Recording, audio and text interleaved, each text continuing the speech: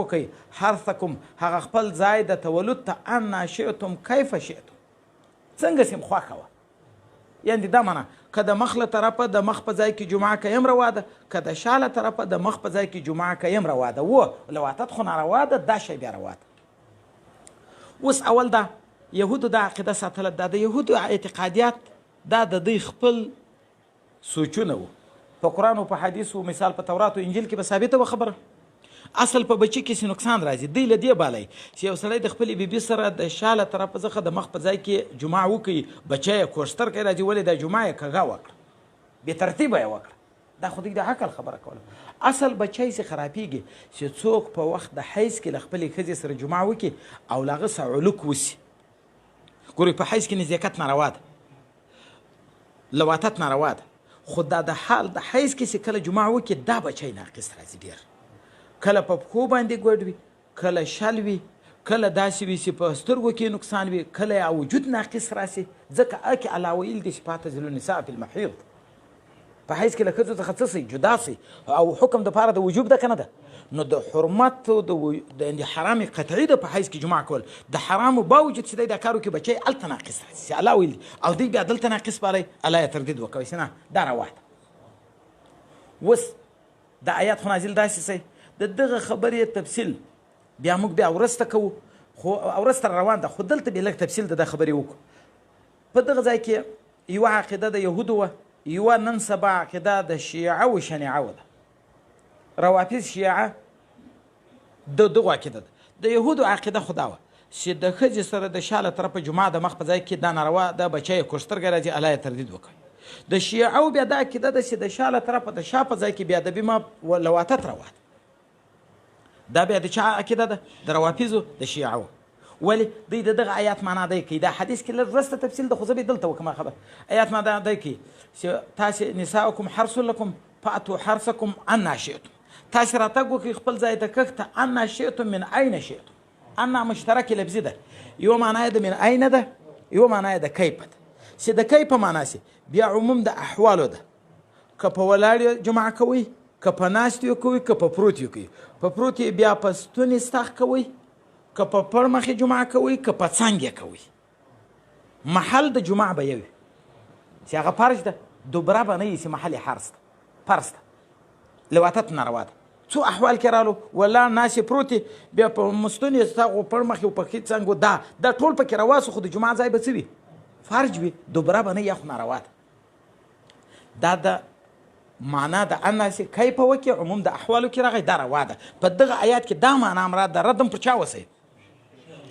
پر یهودو وسی چې یهودو به دا ویل چې نه کیف عموم د احوالو ناروا ده داسې جمعه به نه کوي چې له بله طرفه په دغه ځای کې الله رد کړي چې نه دا روا ده دوی اوس راولاړېږي د دغه دپاره هغه بله معنا هم عقیده خو مشترک ده بله معنا یې دا ده چې من عین شئتم من عین دا معنا چې په هر محل کې وي که محل یې قبول وي که دوبر وي نو دوی له ده سره لواتت روا کوي او دلته خو یو لپس مشترک راسي او د هغه دپاره معنا صحیح ان تعویل وي بیا به مشترکه څخه دواړې معنا واخلي که یوه عموم د مشترک خو ناروا ده یوه معنا به دلته خو د دې دپاره قرینه موجوده ده الله وایي نساؤکم حرث لکم فاتوا حرثکم انا شئتم دا حرث چې ته وایي ځای د کښت دا قبول ده که دوبر ده قبول ده او دوبر خو چې دا محل د فرض ده د ګندګي ده حرص خو اولاد ته وایي کښتو اولاد خو کېږي خو په قبول کې کېږي نو موږ جواب دا ورته کوو چې دلته خو الله تعالی ویلي چې فاتو حرصکم دا قرینه ده د دې دپاره چې مراد ځینې قبول ده ځکه چې حرص قید کې ویل ده حرص کښت ته وایي مراد ځینې اولاد ده اولاد خو په قبول کې کېږي دا دلیل د دې ده چې له انا څخه مراد څوک ده کیفه ده من عین نه ده دا موږ په دوی باندې رد کوو او دوی معنا د چا ورکوي د من عین ورکوي دا خبره خو دوی سره خلاص شوه اوس اوله خبره موږ تاسې د مباشرت وکوله چې په رمضان کې ناروا ده او په غیر د رمضان کې مباشرت او جمعه دواړه روا ده دومه خبره د دغه ځای وسوه چې جمعه ده په جمعه کې ګوري اولا طریقه د جمعه دا ده چې جمعه سړی په ناستې وکړي جمعه دې داسې نه کوي چې داسې څملي په قبله باندې داسې دې نه کوي سر چې داسې کې په قبله یې پښې سي دا هم ناروا ده ځکه قبلې ته پښې یا شا کول مخ دواړه ناروا دي جمعه به داسې یوه او بل په دغه جمعه کې تر ټولو دغه ته اگر که عموم کې راغلی د ولاړې ناستې پروت یې په څنګ په شا طرف د مخ ټول راغلی دی خو محل د وتې خو به یو وي خو یوه دا خبره پکې ده اولا پکې دا ده چې سړی ناست وي او چا سره چې جمعه له بیبي سره کوي هغه پروت وي چې پروت وي دی جمعه ورسره کوي چې دی هم په پروت وي هغه هم ویده کې بیا هغه ښځې ته تکلیف وي کله کله دا د نس مرضونه ځینې پیدا شي تکلیفونه ځینې جوړ شي د نس تکلیفونه نو دی په ناست وي هغه په پروت وي جمعه په داسې کیفیت چې ده طرف ته وشي او د جمعه نه بعد بیا متصل په کار دا ده چې سړی غسل وکړي که غسل یې نسی کولی اودس دې وکړي که اودس نه و کم سې کم درېیمه مرتبه نو دا د خوله دې درې واره ومینځي پزه دې ومینځي او استنجا دې وکړي ځکه که په حال د جنابت کې دی وفات سی نو هلته خو د خولې مینځل په خوب کې وفات سی ښه د خولې مینځل په غسل کې په غسل په جنابت کې واجب ده که نه ده او مړي ته خوله مینځله کېږي پزه مینځله کېږي خوبه نشي راګرځولی نو دا ده اول به غسل کوي که غسل نه و بیا دې څه وکړي اودس مکمل که اودس هم نسی کولی کم سے کم پزه دې ومینځي خوله دې درې واره ومینځي استنجا دې وکړي بیا دې څملي او جمعه اولا په کوم وخت کې ده د شپې له طرفه د ګهیځ له طرفه اولا ده د ماخستن له طرفه نه ځکه چې اوله خبره پکې دا د پیغمبر علیه السلام خپل عادت ته چې صلات تهجد ته به راجګ شئ صلات تهجد به وکړئ د هغه نه بعد کې به اراده درلوده د خپل اهل سره به نزدېکت کوئ ولې اول پکې دا ده چې شپه په جنابت کې نه تېرېږي په طهارت تېرېږي ټوله شپه په چا تېرېږي په طهارت او دا رقم چې ماخستن جمعه تر ګهیځه په جنابت کې پروت که غسل وکړي خو بهتره ده که یې ونه کړي که یې ونه کړي په جنابت کې څه که نه څه نو دا خبره به او په غسل کې غرغړه د بیا سړی کوي د دې دپاره چې غرغړه بیا په دې کې د سړي رزق هم خدای پراخوي درې واره د اوبه په خوله باندې غرغړه کوي او دا هم په غیر د رمضان کې که چیرې په رمضان کې سړی د ورځې احتلام ورته پېښ شي شیطان غلط کوي غسل به کوي غرغړه به بیا په روزه مات کې کوي ځکه چې هلته خو بیا خطره د دې ده چې څه یې ماته شي روزه یې ماته شي نو د جمعه دا کیفیت وي په دغه ټولو کې بهترین کیفیت مسنون طریقه کیفیت یې دا ده او د جمعه په حالت کې غږېدا به نه وي د فسق خبرې به نه وي پیغمبر علیه السلام به علیک السکینه ټکی وایي د سکینه معنا دا ده چې چوپ په دا وخت کې ځکه ملایکې خبرې لیکي هلته عورت لوڅ وي نو خو بیا خبرې نشي سمې کېدی نو د جمعه په حالت کې د خبرې نه وي خصوصا د فسق الفاظ دا دې بیخي نه دا فاسق الفاظ دا غلط الفاظ دا به د جمعه په حالت کې سړی نه وایي بل په جمعه په حالت کې ځان لوڅ لغړ نه کوي ځکه ملایکې د رحمت له ده څخه لرې کېږي هغه خو بیا له دغه کوټې څخه وځي هغه چې دی څومره جمعه کوي په یو کالی د مجموع یو غټ کالی په ځان اچي دی و کور والا ګډ چې کالی په واچي دوی دواړه به سره لوڅ وي نور به دا کوټه کې بې پرده سوي وي نو هغه ملایکې د رحمت به لا کوټې نه ځینې وځي او بل دا ده چې ما مخکې دا ځای درته ویلی و په تاکید باندې دغه ځای کې نن سبا بې احتیاطي بیخي زیاته ده دا جمعه رڼا ته دې نه کوي لاس وروړل روا دي وی مثال په طور جمعه خو هسې روا ده جمعه بې له لاسو نه کېږي دغه عورت ولیڅېدل او یو بل ته کتل نظر کول د دغه څخه اولاد بې ادبه جوړېږي د سړي اولاد بې ادبه جوړېږي مناسب ده د سړی دې په دې کې دا احتیاط وکړي چې لوڅ لغړ دې نه وي تور دا معنا نظر دې نه وي توره شپه بس ټولو وجعله څه ده چې آیات راغلی چې شپه ستاسې دپاره خدای پاک څه ګرځولې ده وجعل الليل لباسا شپه خدای څه ګرځولې ده جامه دغه معنا ده چې شپه در باندې ونه خو توره شپه ده ذاتي به څه شی وینې نه لیدل به نه راځي دا د سړي دپاره بهتره اولا خبره ده او بل دا خبره چې دوی کوي د ښځې سره که چا لواتت وکوئ د هلک سره یې لواتت وکوئ د لوی سړي سره یې لواتت وکوئ د خپل غلام سره یې لواتت وکوئ دا ټول حرام دي د لوی سړي په باب کې خو هغه د لوط علیه السلام واقعه ده چې رجال ټکی کې راغلی د رجل بالغ ته وایي که نه بالغ هغو د لویو سړو په خپل منځ کې لواتتونه سره کول د لوی سړي سره چې په ګیره وي د دغه سره هم لواتت ناروا ده د بېګیرې هلک سره هم لواتت ناروا ده د خپلې ښځې سره هم لواتت حرام ده او د خپلې مینځ سره هم لواتت حرام ده له خپل غلام سره هم لواتت حرام ده اول به د ښځې په حالت ته حیض کې نزدېکت او لواتت دواړه ګناه کبیره ده په حیض کې نزدېکت ناروا ده سړی په حیض کې الله تعالی حکم کړی دی فاعتزلوا النساء فی المحیض د ښځو جدا سي په حالت حیض کې ما درته اولاد بیا څه راځي ناقص راځي یوه لواتت ورسره حرام ده ګناه کبیره ده هېڅ فرق یې نشته له دا نورو سره خالي په حد کې فرق ده او حتی که ښځه مریضه وه په تکلیف وه د جمعه قابله نه وه په هغه وخت کې د سړی بیا هم احتیاط سره کوي جمعه دې نه کوي هغه مریضه وي غریبه د دې قابله نه وي ته به د مصیبتونه دي او ته د جمعه داعي یې په دغو درو حالتو کې په حیض کې ناروا ده لواتت ناروا ده او په وخت مرض کې د احتیاط سره کوي نور که په حیض کې چا جمعه وکوله بیا به څه کوي ویې کړه اوس به څه کوي اولاد راغی ناقص ته غیر ناقص ته طریقه یې دا ده چې بیا به 2 دیناره صدقه وکړي الله ته به په اخلاص توبه وکړي چې تر مرګه بیا دا نه کوو او که چیرې داسې و چې د خپل غلام د منځې یا د خپلې ښځې سره چا لواتت وکړي دومره تخفیف پکې ده چې پر دغه باندې حد نسته څوک نسته حد نشته. یو قسم ملکیت لکه کسبي د دې وجې حد معین نشته پکې. نور ګناه یې له پردي له واتتو له دغه هېڅ فرق نشته. کني اگر که خپله منځه یې د جمعه ورسره روا ده خو له واتت نه روا ده. خپل غلام یې د خدمتونو په کوي خو له واتت یې ناروا ده. خپله ښځه یې د جمعه روا ده خو له واتت یې ناروا ده. په دغو کې ګناه کبیره ده. توبه به په اخلاص الله ته باسي. او که د پردي سړي سره یا هلک سره یې له واتت وکړي د هغه حکم د جمهورو په نسبت باندې هغه حد زنا ده. لکه په حد زنا کې چې کوم واده شده وي څه حد یې ده؟ رجم. او چې واده شده نه وي دوری دي. نو د جمهورو مذهب دا ده چې یا به دوری وي او یا به رجم وي. او د امام صاحب مذهب دا ده چې نه تعزیر د حد نشته. څوک ده؟ تعزیر. تعزیر دا معنی چې د وخت امام دته کومه جزا مناسبه وګڼله عادي ورکړي. ولې؟ که چیرې حد معین وای صحابه کرامو 4 قسمه جزا یې ورکړې. ګوره لواتت چې چا کړی ده په اور یې سوځلی ده، په اوبو کې ختم کړی ده، له غره څخه له جګه ځایه را اچولی ده، دیوال یې پړنګ کړی ده، له چته یې را اچولی ده، په تیږو یې ویستلی ده. څو قسمه جزاوې سوې، مختلفې سوې. په اور سوځل، په اوبو کې غرقېدل، له غره را اچول، دیوال پړنګول، له چته را غورځول. که چیرې حد وای حد معلوم وي که غیر معلوم وي؟ معلوم وي. دا معلوم ولې نه؟ معلومه ده چې دا تعزیر ده. خو د چا سره څنګه تعزیر مناسب وي؟ تعزیر زجر ته وایي. د چا څنګه مناسب وي؟ لہذا نو د امام صاحب مبارک مذهب دا ده چې د لواتت په صورت کې چې د پردي هلک سره یا د پردي ښځې سره یا د پردي سړي سره لواتت وکړي د ده دپاره تعزیر ده چې کم رقم امام مناسب ورته بالی هغه زجر وکړي. پوه پوهېداست که نه؟ نور که د خپله منځ یا د خپل غلام د خپلې ښځې سره وکړل ګناه کبیره دغسې ده. توبه دې په اخلاص الله ته باسي. له ګناه څخه عظیمه ګناه ده.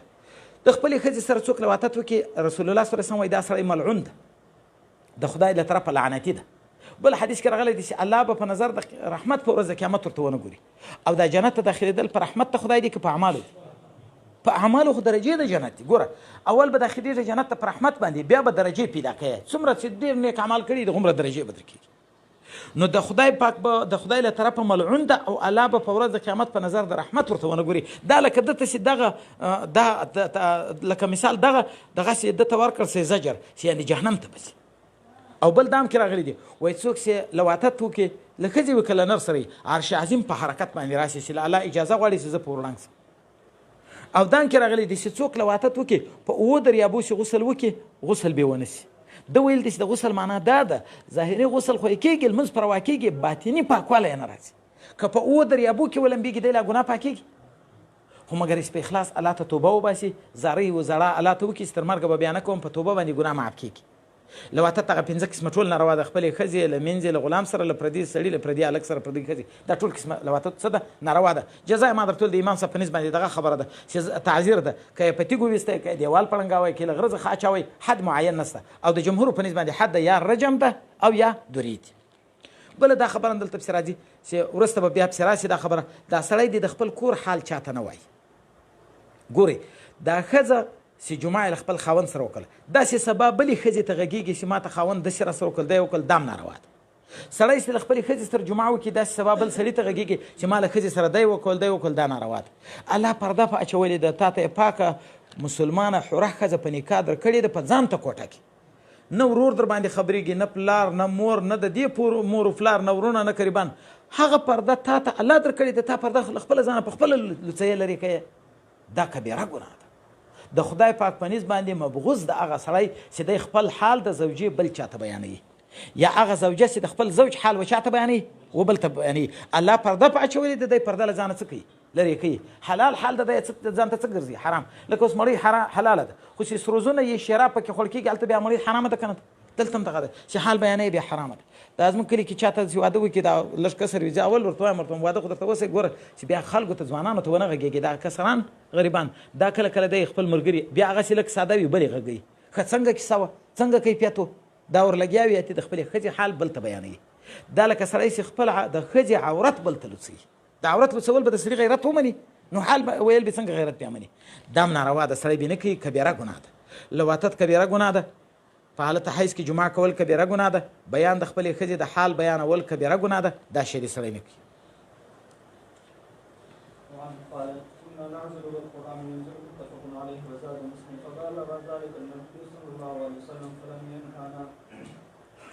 وعنه لدري ويتقال ده ويل دي حضرت جابر رضي الله عنه كنا نعزل مش بعزل كوي والقرآن وينزلوا أو قرآن بنازل يديه سمعنا نعزل جائز ولا قرآن منعك ولا نعم. او بل روایت په ادم راغلی ده چې دا خبره نبی علیه السلام ته ورسېده چې دوی او صحابه کرام خو څه کوي عزل کوي فلم ینهنا موږ یې څوک نه کړو منع هم نه کړو. اوس عزل په لغت کې څه ته وایي په اصطلاح کې څه ته وایي عزل په لغت کې دې ته وایي نفس جدایي ته وایي لکه الله ویل دي فاعتزلوا النساء في المحيض تاسې جدا سئ له خپلو ښځو په حالت چا کې د حیض کې د حیض په حالت کې خبره مې درته پوره نه کړه د حیض په حالت کې جماع ناروا ده مباشرت هم ناروا ده له نامه تر زنګنو په دغه اندازه پرده وي بیا به سړی ښځې ته خپلې ښځې سره څملي بې پردې وجود ورلګول هم ناروا ده له نامه تر زنګنو ځکه فاعتزلو یې ویلي دی چې ته ترک جماع وکړي که عزل وکړي عزل معنا جدا سي له ښځو لغوي معنا ده نو لکه څنګه چې جماع ناروا ده بې له پردې له نامه تر زنګنو له خپلې ښځې سره لګېدل په وخت حیض کې ناروا ده بلکې سړی دې په ځان ته ځای کې په هغه وخت کې پرېوځي په ځان ته ځای کې دې پرېوځي په ځای کې دې نه ورسره څملي که په ځای کې څملستی بیا به خامخا له نامه تر زنګنو یا ستا پرده وي یا به د دې پرده وي لګېدل هم ناروا ده جماع هم ناروا ده نو عزل لغوي معنا څه ته وایي جدایي ته وایي او په اصطلاح کې عزل دې ته وایي چې په شریعت کې چې سړی له ښځې سره جماع کوي چې کله حالت د نزول د هغه راسي د انزال بیا د بیماب ذکر ځینې وباسي انزال بهر وکړي خطره څه شی خطره دا چې اولاد یې ونیسي ولې کې اولاد وسي هلته بل بچی څه روي تیر وي نو دا شیدې به په هغه باندې ولګېږي یا که مې اولاد وسي منځه ده بیا به مې اولاد خلک څوک زما اولاد به د منځې زامن بولي خو یې منځه ده دی له منځې سره جماع کوي د دغه دپاره څه کوي عزل کوي په دغه عزل کې اوس خبره ده چې دا روا ده که ناروا ده حدیث د جواز هم کې راغلی دی لکه دا حدیث بل ځای بیا حدیث راځي چې عزل وضع خفي ده وضع ده ته وایي چې اولاد ژوندی ښخوي نو یو جلي ده یو خفي ده جلي نو دا معنا چې عرب راجګ سو لور بیا پیدا سوه ژوندی بیا ښخه کړه خفي نو دا معنا چې عزل کوي نو هغه خو ناروا و ګناه کبیره و نو له حدیث معلومیږي چې دا هم ناروا ده دلته بیا رالو چې نه رسول الله صلی الله علیه وسلم منع کړي نه په آیات کې منع راغلی قرآن نازلېدی موږ څه کوئ عزل کوئ دا حدیثونه دوه قسمه دي فقهاو دوه قسمه قولونه راغلي ابن همام قول کړی دی چې عزل جایز ده بعضې دور مختار بعضې فقهاو قول کړی دی چې عزل څه ده ناجایز ده اوس فیصله خبره څه ده فیصله خبره دا ده چې عزل که د چا منځه و په ملک یمیني وتې ورسره کوله عزل بې له اجازې د هغې جایز ده او که چیرې حره ښځه وه عزل د هغې په اجازه جایز ده ولې ځکه چې په عزل کې څوک ونیسي انزال چې انزال ونیسي نو د دې د جماع لذت نه پوره کېږي لهذا نو که د دې د جماع خو د ښځې حق ته که نه ده نو که د دې اجازه وه چې عزل بهر وکړه بیا صحیح ده او که اجازه یې نه وه بیا د جماع حق نه پوره کېږي بیا به عزل نه کوي انزال به هلته کوي دا خبره سو خو په مجموعه کې دا معلومیږي که منځه ده که حره د عزل خلاف الاولا مکروه غوندې ده څوک ده طلاق جایز ده که نه خو مبغوض د مباحاتو ده خلاف الاولا کار د الله په نسبت مبغوض ده که نه ده دا عزل هم داسې ده مکروه تنزیهي صاحب د هدایم ویل د خلاف الاولا ده نور جایز له منځه بې له اجازې ده له حرې په اجازه ده یوه خبره خو د عزل سوه زموږ ستاسې مذهب داخل کې جوړ شي دومره خبره دا ده چې د عزل نه ماشې وه دا یو څوک چې دوایي کوي او بیا اولاد بندوي دا څنګه ده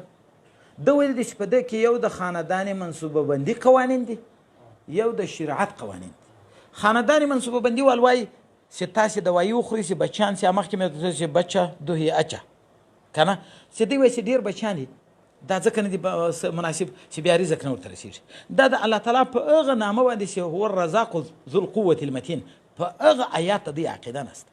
چې الله تعالی څوک ده هو الرزاق ذو القوة المتین په هغه آیات عقیده نشته ځکه دوی وایي چې بچیان چې دوه ویزه دي په خاندان منصوبه بندي چې په دې چې رزق به ورته ونه رسېږي ای عربو دا لوڼې ولې ژوندۍ ښخوئ څو وجې وې پکې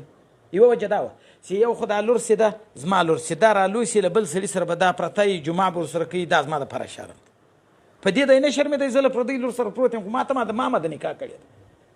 په دې به یې شرمېدی چې زما لور له بله چا سره په صحیح نکاح شي جمعه دوم به دا و چې لور خو ګټه نه لري نو تمام ورځ به خوره کوي تر لویېدلو پرې به زما خوره کوي نو رزق د چا په وس پوره ده اتې به ژوندۍ ښخ کړه دا یې کول که نه الله په دغه باندې سخت وایذا الموءودة سئلت په ورځ د قیامت به د ژوندۍ ښخې سوې پوښتنه الله له تاسې وکړي سخت تشدید یې په وکړئ که نه رد یې وکړئ که نه نو خاندان منصوبه بندي عین د جاهلیت عقیده ده وایي چې ده ته رزق نه رسېږي دا ناروا ده یو که په دغه نیت سړی دوایي خوري ښځه مریضه ده کمزورې ده ډاکټر وایي که د دغې اولاد وسي نوره د دې د هلاکت خطره ده دلته دې دوایي وخوري اولاد دې بند کړي کله دا مسئله اولاد مې ډېر د تربیه یم پاته ده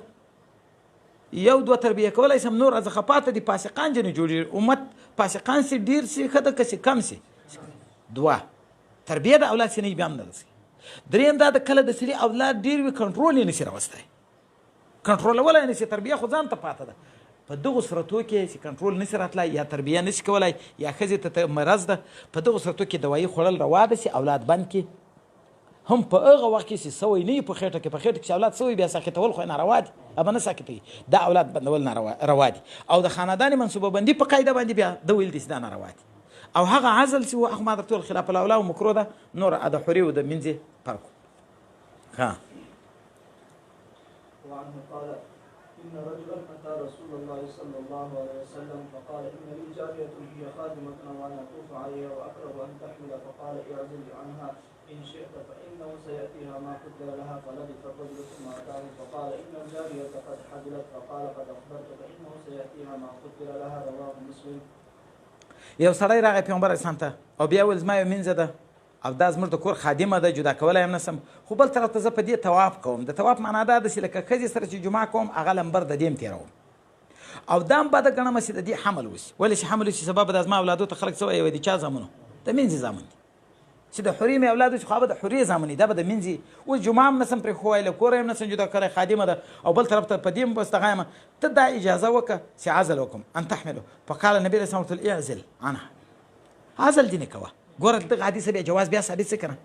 ان شئت که دې خوښې خو یوه خبره ده فانه سیاتیها ما قدر لها خامخا به دې ته راځي هغه اولاد چې الله یې تقدیر کړی چې ته څه له عزله وکړې مغه به راځي ځکه اوس به زه د دغه ځای خبره به اوس لا سره وکړو وروسته هم حدیث راځي دا د اولاد دپاره یو سبب ده یو موثر ده موثر حقیقي پکې واجب تعالی ده ظاهري سبب یې اتصال د نطفې له نطفې سره د چا نطفه له چا سره ګډه شي اختلاط د نطفې د رجل او د امراتې د نطفو اختلاط سي راسي ګډوالی ظاهري سبب یې دا ده حقیقي موثر یې څوک ته واجب تعالی ده حتی سړی چې عزل کوي د عزل په وخت کې څه ناڅه مني یا څه مزي رحم طرف ته ځي که نه ځي هغه پوره شهوت خو بهر خلاص کړي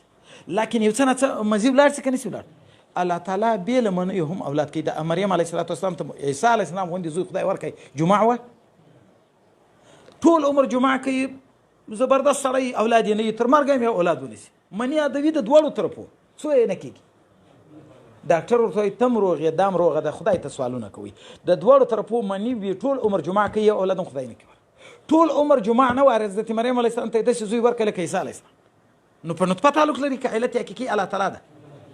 هو ظاهري سبب یې نطفه ده نو نبي علیه السلام ورته ویل عزل کوه خو ګوره که دې ته تقدیر خدای د اولاد کړی وي له تاسو هغه به راځي هغه به په دومره شیم راسي لکه هغه مزي قدر شي رحم ته لاړ شي په هغه به هم خدای اولاد راولي فإنه سيأتي ما قدر لها فلبث رجل ذنب وكسل ثم أتاه بيارغ فقال إن الجارية قد حبلت بیرته شکایت وروړي یا رسول الله عزل خو مې کړی خو له هغه سره هم څه وکړئ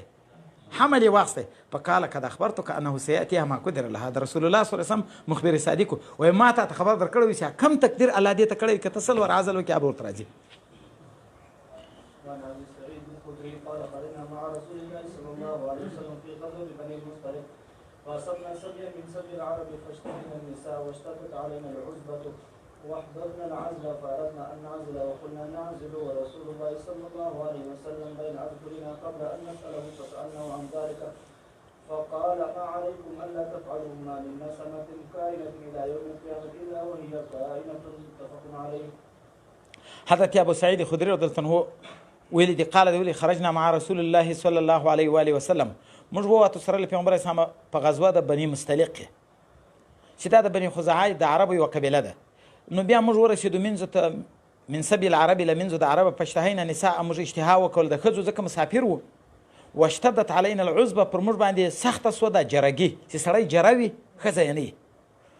او موږ محبوب وګڼئ عزل چې اوس خو مجبور یو منځ خو په لاس رالې له منځ سره په ملک یمیني وتې روا ده موږ ډېره جرګي هم تېره کړې وه نو داسې به وکړو جمعه به کوو خو عزل به کوو نو به له دغو منځو څه نه کېږي اولاد چې سبا خلک ورته د منځ زوی فاردنا ان نعزلو او موږ اراده وکړه چې عزل وکړو خو بیا هم وکلنا موږ ویل نعزل ورسول الله صلی الله علیه وسلم بین اظهرنا موږ عزل کوو رسول الله صلی الله علیه وسلم په مابین زموږ کې موجود ده ولې پوښتنه نه کوو چې دا روا ده که ناروا ده قبل ان نسأله موږ عزل کوو رسول الله زموږ په منځ کې ده او مخکې تر دغه عزل کوو چې موږ سوال ځینې وکړو فسألناه موږ سوال وکړی عن ذلک له دغه له نبي علیه السلام فقال ما علیکم الله تفعلوا څه به پر تاسې الله تفعلوا که دا پیر ونه کوي څه معنا که عزل ونه کوي څه ګناه ده معنا عزل مه کوئ الله تفعلوا ما من نسمة نسته یو روح کائنة چې موجودون کې الى یوم القیامه الا وهي کائنة داسې یو روح نشته په دنیا کې چې الله یې موجودوي مګر هغه به خامخا موجودېږي که ته څو عزل هم وکړې 100 ور عزل وکړې هغه به الله موجودوي. دلته یې وایي معناوې دوه دي. یو دا ده چې ما علیکم څه به په تاسې الله تفعلو چې تاسې دا کار ونه کوئ. څه معنی دا د عزل کار ونه کوي په تاسې به څه ګناه و جرم یې دا معنی ښه کار ده دا د عزل کار مه کوئ. بهتره دا ده چې څه وکړئ جمعه پوره کوئ. دوه معنی دا ده چې چا ویلي چې د الله زائده ده چې ما علیکم په تاسې څه ګناه نشته ان تفعلو چې دا د عزل فعل وکړئ په ده څه ګناه نشته. دا بیا ترغیب د چا سي د عزل سي په بل ور کې بیا ترغیب د چا سي د ترک د عزل سي دواړه سي دي.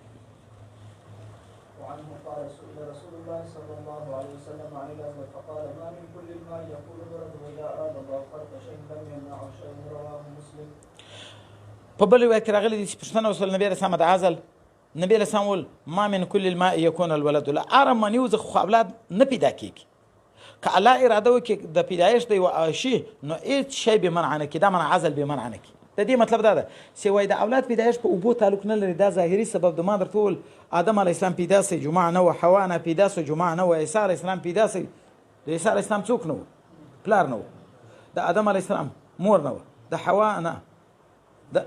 حوا نه مور نه وه د آدم علیه السلام نه مور نه پلار نو دلته به جمعه لکمئ آدم علیه السلام نه مور نه پلار و د حوا نه څوک نه وه مور نه وه د عیسی علیه السلام بیا څوک نه و پلار نه نو یو خدا ده چې د له هرو ماو ولد نه کله او بل دا ده چې له هرو ماو ولد وي یو سړی ټول عمر جمعه کوي ولد نه او بل که الله اراده کړې وله مزي و زخه به پیدا کړي مزي خو تر عزل مخ ته ځي ورحمت چې الله اراده په کم شي پیدا کوي نو عزل محبوب نه ده. وعن سعد بن أبي وقاص أن رجلا جاء إلى رسول الله صلى الله عليه وسلم فقال إني أعزل عن امرأتي فقال له رسول الله صلى الله عليه وسلم لما تفعل ذلك فقال الرجل أشفق على ولدها فقال رسول الله صلى الله عليه وسلم لو كان ذلك ضرب فارس والرومان رواه مسلم. دا نبی علیه السلام ته یو سړی راغی ویل چې زه له خپلې ښځې عزل کوم. نبی علیه السلام دا کار ولې کوې ده ورته زه په خپل اولاد شفقت کوم. شفقت دا منه چې زما ښځه اوس بچي ته اولاد ورکوي که زه اوس بالحلال دې سره جمعه وکړم څه به واخلي حمل د حمل په صورت کې دا شیدې دی وایي د اولاد دپاره بیا څه شي ضررمنې شي دا یې ورته ویل. نبی علیه السلام ورته ویل لو کان ذلک غدارا ضر فارس والروم که دغه شي ضرر رسولی وی چا ته به ضرر رسولی فارس و روم. فارس و روم کې دا قانون ده ښځه بچي ته څه ورکوي ته یې ورکوي په دغه حال کې خاوند جمعه ورسره کوي له ښځې سره او هغه د ده شیدو ته هېڅ نقصان نه ورځي. دې ته اوس غیله وایي څه ورته ویل کېږي غیله وروسته به بیا راسي د خبرې تفصیل. نو دا معنا ده چې سړی دا د څوک عقیده نه ساتي چې د ښځې سره په وخت د ولادت د بچي کې چې بچی پیدا سوی د هغه بچي ته تی ورکړي او ته جمعه ورسره وکړې حمل واخې او اولاد بچي ته به څوک نقصان نیسي شیدې دا تاوان رسي. عن جزامة وعن جزامة بنت وهب قال حزبت رسول الله صلى الله عليه وسلم في أناس وهو يقول لقد هممت أن أنهى عن الغيلة فنظرت في الروم وفارس فإذا هم يغيلون أولادهم فلا يضر أولادهم ذلك شيئا ثم سألوه عن العزل فقال رسول الله صلى الله عليه وسلم ذلك الواد الخفي وهي وإذا الموءودة سئلت رواه مسلم. پیغمبر اسلام ویل زه قصد وکړم د دې چې زه منع وکړم له غیلې خو ما بیرته وکړه حال د روم او د پاریس ده دوی غیله کوي او اولاد دوی ته هېڅ ضرر نه رسي فلا یغدر اولادهم ذلك شیئا. بیا د صحابه کرام پوښتنه وکړل د عزل فقال رسول الله ورته ویل نبی رسول ذلك الوضع الخفي دا عزل څه ده الوضع الخفي وضع ژوندي شخېدلو ته ژوندي شخېدل دی خو لږ په خفي طریقه دي. نو ژوندی شخېدل د اولاد یو جلي ده یو خفي ده. جلي دا ده چې جنکۍ راواخي په خاورو کې خښه کې او خفي دا عزل ده نو ګواکې ناروا ده. او وهي دا وضع چې دا ذکر سوی ده په دغه آیات کې چې واذا الموءودة سئلت او اذا الموءودة په هغه وخت کې چې د ژوندۍ شخې سوی به سئلت پوښتنه وشي په دغه آیات کې دا مذکوره ده د دې حکم. نو څه معنا وضع خفي روا ده که ناروا ده؟ ناروا ده. له دغه حدیث اوس معلومیږي چې عزل څه ده ناروا ده. لا بله بیا معلوم شو چې دا څو حدیث اوس روا ده. ما درته ویل د روا او د ناروا حدیثونه اقوال د فقهاو خلاصه خبره دا ده چې د منځ څخه عزل کول بې اجازې روا ده د حورې په اجازه روا ده خو خلاف الاولا مکروه تنزیهي ده. نور دا غیله چې نبی رسول الله منع ځینې کوله غیله اوس دې ته وایي ګورئ په حالت حاملې ښځې سره جماع کول چې دا څوک وي حامله وي جماع ورسره کوي دې ته هم غیله وایي. ښځه اولاد ته تی ورکوي او ته جماع ورسره کوي په دغه حالت کې دې ته هم غیله وایي. غیله دا منه چې ښځه اولاد ته څه ورکوي تی ورکوي او دی جمعه ورسره کوي په دغه حالت کې ده ته هم غیله وایي. او د حاملې ښځې سره جمعه کول دې ته هم څه وایي چې حمل یې په خېټه یې دې سره جمعه کېږي دې ته هم څه ویل کېږي غیله وایي د حاملې ښځې تی ورکول اولاد ته دې ته هم غیله وایي.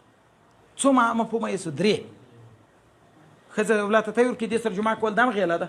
حاملې سره جمعه کول دا هم غیله ده. حامله چې تی خپل بچیانو ته ورکوي دا هم غیله ده. دا ټول ته وایي. دا اوس په ځینو حدیثو کې نبي علیه السلام منع کړی د وروسته روان ده او په ځینو کې دغه ورکړی دی جواز. وایي دا دی په ابتدا کې پیغمبر علیه الصلاة والسلام له دې شي منع کوله. وروسته وویل چې ما پاریس او روم ته وکاتو د تاوان یې نه ورته کوئ نو غیله جایزه ده. نو د سړي چې د ښځې بچې ته تی ورکوي په هغه کې جمعه په هغو وختو کې هم روا ده. د حاملې سره هم جمعه ده روا ده. د حاملې ښځې خپل بچې ته تی ورکول هم روا دي. وعن ابي سعيد قال قال رسول الله صلى الله عليه وسلم ان اعظم الامانه عند الله يوم القيامه وفي روايه ان من اشر الناس عند الله منزله يوم القيامه الرجل يجزي الى امراته وتجزي اليه ثم ينشر سرها رواه مسلم. او نبی علیه السلام بارک ویل دي یو ځای کې داسې اعظم امانت لوی امانت په نزد الله تعالی دا ده چې یو سړی د خپلې ښځې سره یو ځای شي او ښځه له ده سره یو ځای شي دا لوی امانت ته دا به سړی نه ښکاره کوي. یوه ده. دوه معنا دا ده چې ډېر شر د خلکو هغه ده چې دی له خپلې ښځې سره یو ځای شي ښځه له ده سره او دی د دغه حال بیا بیانوي ثم ینشرو سرها بیا خپروي د دې راز د خپلې ښځې راز. دا لوی ګناه ده. دا ما مخکې درته ویل د ښځې راز بیانول په بل ځای کې دا لکه د خپلې ښځې عورت لوڅول. د ښځې د خاوند حال و نورو ښځو ته بیانول دا لکه د خپل خاوند عورت لوڅول داسې دی. هغه ګناه ده نو دا هم ګناه ده. الفصل الثاني عن ابن عباس قال اوحي الى رسول الله صلى الله عليه وسلم نساؤكم حق لكم فاتوا حقكم الايه اقبل وادبر واتق الدبر والحيله رواه الترمذي. الله تعالی نازل کو نساؤکم حرث لکم ښځې ستاسې دپاره ځای د کښت دی فاتو حرثکم تاسې راتګ کوئ خپلو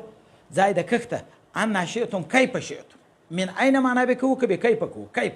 عین باطل ده. اقبل د مخ له طرفه جمعه کوو و ادبر د شا له طرفه خو د مخ په پرجو کې په دوبره کې نه هو وتقي دبر ځان وساته له دوبرې او بل ځان وساته والحیزة الحیز. په حالت حیز کې جمعه حرامه ده ګناه کبیره ده او په دوبره کې لواطت ګناه کبیره ده. حتی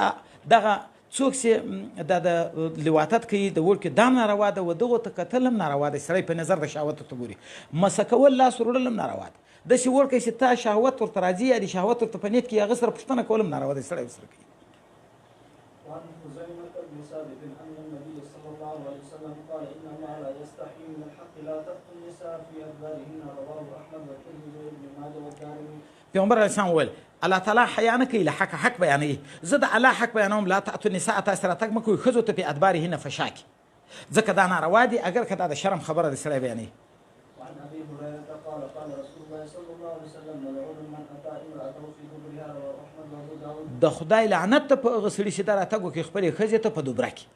ګوره ما درته که خپله ښځه یي که پردۍ ښځه یي که مینځه یي که خپل غلام یي که پردی هلک یي که پردی سړی یي دا پنځه شپږ صورته یي دا ټول ناروا دي ملعون دي. یوه خبره. دوه مې دا ویلي چې عرش عظیم په لړزه راسي زه په وړنګېږم. دوه درې مې دا ویلي چې په اووه دریابو غسل وکړي غسل باطني نشي راتلی پاکېږي نه. او بل دا ده چې د خدای نظر د رحمت نه وي په ده باندې. دغه روایت کې راځي. وعنه قال قال رسول الله صلى الله عليه وسلم إن الذي يأتي امرأته في دبرها لا ينظر الله إليه رواه في شرح السنة. الله په نظر د رحمت نه ورته ګوري. جنت ته دخول په رحمت تعالی ده که په اعمالو ده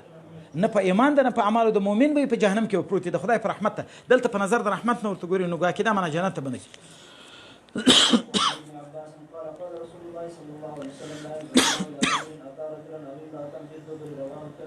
الله به په نظر د رحمت ونه ګوري هغه سړي ته چې دی راتګ وکړي بل سړي ته یا ښځې ته په دوبره کې. وعن اسماء بنت يزيد قالت وسمعت رسول الله صلى الله عليه وسلم يقول لا تقتل اولادكم سرا فان الغير ان يدرك الفارس فيدافره عن فرسه رواه ابو داود. تاسې ما اولاد قتلوي خپل اولادونه سرا پټ. هغه دا د پټ دا منه یو خو چې ښکاره یې قتل کې لکه عربو چې قتلول پټ دا منه چې غیله ورسره وکړي. غیله خو ما درته ویل چې یا دته په وخت دغه کې دته شیدې مور ورکوي او ته په دا شیدو په زمانه کې جمعه کوي یا دا منه چې د حاملې سره جمعه کوي. په ان الغیله ځکه غیله چې د یدرک الفارس رسیږي سپاره ته په یدع سره عن فرسه دی راغورځي له خپل آس. د دې معنا دا ده چې عربو دا مشوره کړې ده چې غیله چې د کم بچي سره وسوه یعنې د مور د شیدو په وخت کې جمعه له مور سره دا بچی بیا د شیدې ورته کمزوري سي دا بیا په آس سوارلي نه سي کولی په آس پور سي په زړه کې کمزوری ځینې لویږي جهاد جنګ کولی سي نه. دلته نو اوس وایي دا معلومېږي دا حدیث خو څه معلومه سو حرمت او هلته خو څه معلومېده مخکې چې پاریس روم یې کوي جواز